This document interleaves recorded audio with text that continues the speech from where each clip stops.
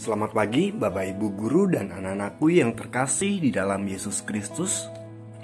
Salam sehat buat setiap kita semua.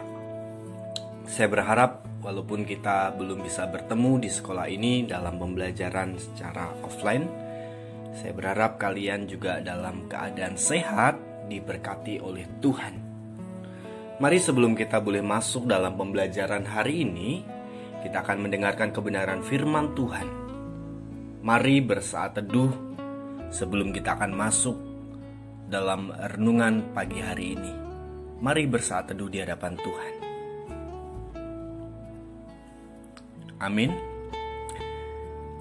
Firman Tuhan hari ini kita akan belajar dalam satu tema di bulan ini, masih dalam tema kesetiaan. Belajar dari kesetiaan Ayub yang tetap kuat di tengah penderitaan. Saya akan membacakan satu bagian kebenaran firman Tuhan di dalam Ayub pasal yang ke-13 ayat 23 sampai 24. Demikian firman Tuhan. Berapa besar kesalahan dan dosaku? Beritahukanlah kepadaku pelanggaran dan dosaku itu. Mengapa engkau menyembunyikan wajahmu dan menganggap aku sebagai musuhmu? Bapak Ibu Guru dan anak-anakku yang terkasih di dalam Yesus Kristus, Alkitab dengan jelas mencatat bahwa Ayub adalah seorang yang saleh dan jujur. Ia takut akan Allah dan menjauhi kejahatan. Itu dalam kitab Ayub pasal yang pertama, ayat yang pertama. Ini menunjukkan bahwa Ayub adalah orang yang hidup benar dan tidak bercela di hadapan Tuhan. Itulah sebabnya ketika kesengsaraan dan penderitaan menimpa hidupnya, ia merasa berhak untuk bertanya kepada Tuhan, apakah ini tidak salah alamat, kata Ayub.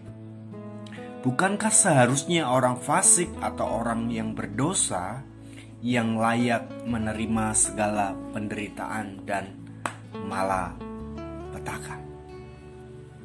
Bapak Ibu Guru dan anak-anakku yang terkasih dalam Yesus Kristus, seringkali kita juga marah kepada Tuhan dan menyalahkan Tuhan ketika melihat orang-orang yang di luar Tuhan hidupnya baik-baik saja atau aman-aman saja. Pemazmur menasihati, jangan marah karena orang yang berbuat jahat. Jangan iri hati kepada orang yang berbuat curang, sebab mereka segera lisut seperti rumput dan layu seperti tumbuh-tumbuhan hijau. Itu di dalam Mazmur 37 ayat 1 hingga yang kedua. Sebagai orang percaya, kita harus belajar memahami kehendak Tuhan, karena Dia memiliki sudut pandang yang berbeda. Tuhan tidak pernah salah dalam setiap tindakannya. Segala penderitaan yang menimpa Ayub dalam kisah Ayub adalah ulah dari si iblis yang hendak menjatuhkan iman Ayub. Namun meski mengalami penderitaan yang luar biasa, kita tahu Ayub tetap mampu bertahan dalam kesetiaannya. Bahkan dia masih bisa berkata, apakah kita mau menerima yang baik dari Allah, tetapi tidak mau menerima yang buruk?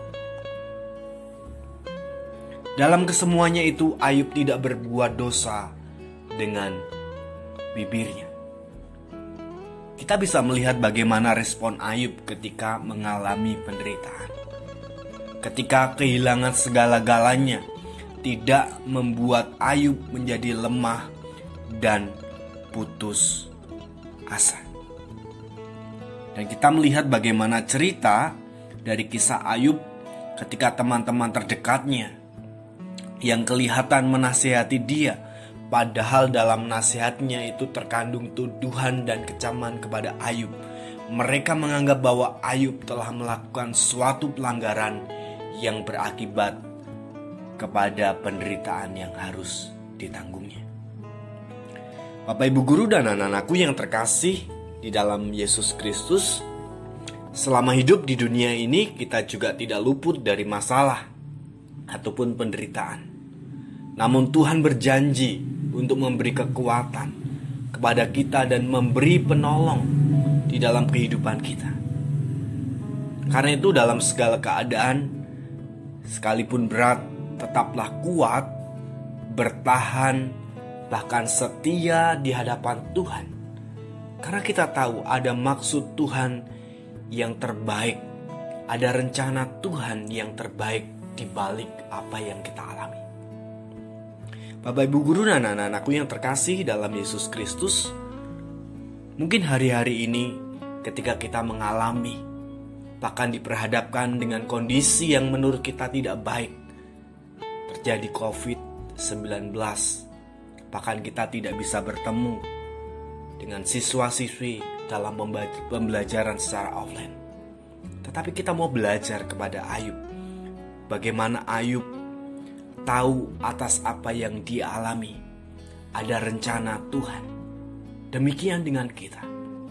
Di balik segala yang kita alami hari-hari ini, mari kita terus bergantung kepada Tuhan. Bahkan setia melakukan apa yang Tuhan mau dalam kehidupan kita.